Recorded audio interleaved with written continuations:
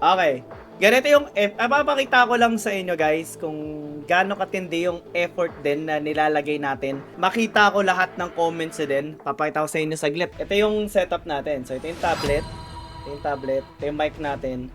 Ito yung phone natin guys, yung mga lumang phone natin na ano. So andyan lahat ng comments. Kita natin comments sa Purple App, kita natin comments sa TikTok din. Tapos ito yung tinitingnan ko sa ano. So yan yung POV ko guys.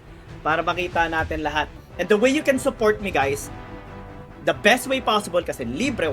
Share na yung mga post ko. Yun lang. Heart react nyo lang tapos i-share nyo lang. Okay na yun. Okay na yun. Pinakamadali. And I will be posting a lot of contents and videos as well. Lalo na yung mga highlights natin dito ng pro scrims. And that's how our ecosystem will be. Hirapan kami. I had to like use my own money, yung savings ko para mabayaran yung mga players and casters and such. Kaya medyo sadders. Pero kapag kayanin natin yun, mababalik natin ng Guild Wars. And kung naalala niyo yung Guild Wars dati, we even had like 500 to 1,000 concurrent viewers at that time. Ito yung ano natin, ano?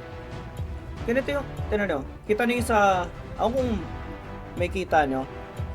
Pero hindi ito, i-zoom.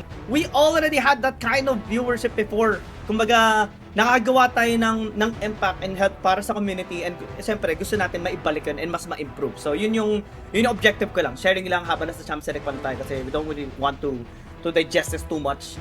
Kaya naman natin to i-summarize ng mabilisan lang mamaya. I mean, medyo sanay na tayo kasi sa mga ganyan.